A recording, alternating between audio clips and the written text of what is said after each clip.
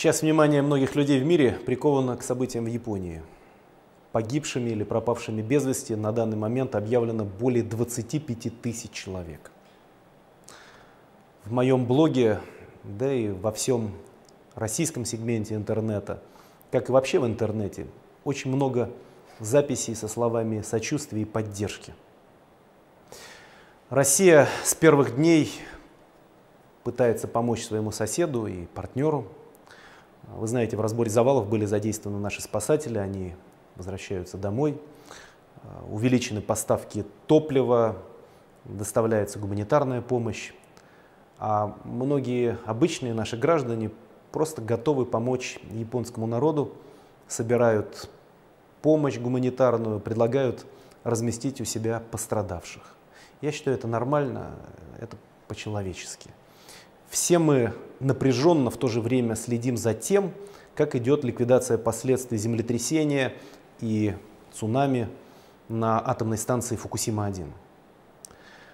То, что там произошло, активизировало споры о развитии атомной энергетики во всем мире. Высказываются очень разные мнения о том, может ли вообще атомная энергетика быть безопасной. И мы знаем все, что происходило, помним о том, что происходило. Включая, кстати сказать, и другую трагедию. Мы будем вспоминать в апреле месяце этого года. Я имею в виду Чернобыль. Но с другой стороны, известно то, что на сегодняшний день это самый экономически выгодный способ получения электроэнергии. Причем безопасный способ при условии соблюдения соответствующих правил, как во время проектирования, так и во время строительства и последующей эксплуатации станции. Очевидно, что эти правила, эти стандарты должны быть едиными для всех. И вот здесь нужно проанализировать все существующее в настоящий момент законодательство, причем и внутреннее законодательство, и международную нормативную базу. И я считаю, его точно нужно совершенствовать.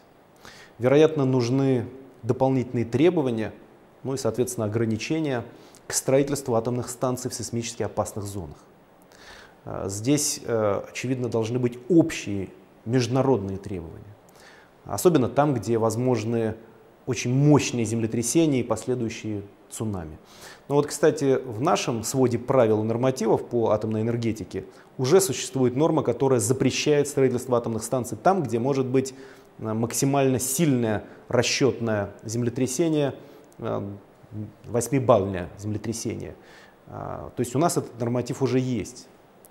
Нужно, по всей вероятности, закрепить его на международном уровне. Потому что мы с вами понимаем, катастрофа такого уровня, если она случается, она никогда не затрагивает одно государство. Оно, к сожалению, в той или иной степени является опасным для сопредельных стран, да и вообще для нашей планеты. Еще один важнейший момент, который связан с дальнейшим развитием атомной энергетики.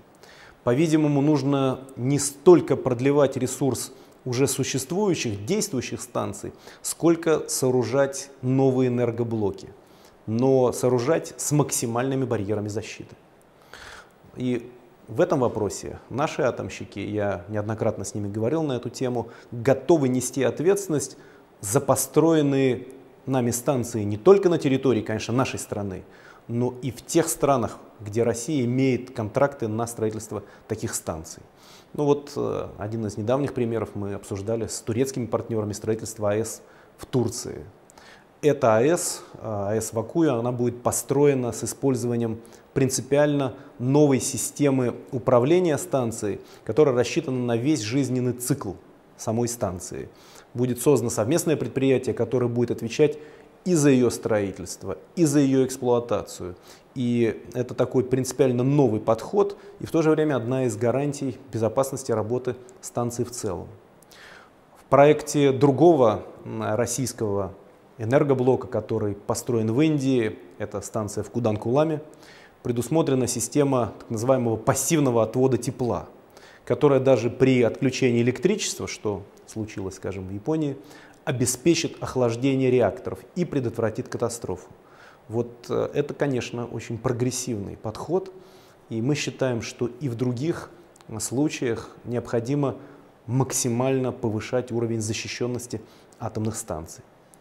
Поэтому Россия, как признанный лидер в области создания реакторов, считает, что очень перспективным является также создание реакторов на так называемых быстрых нейтронах.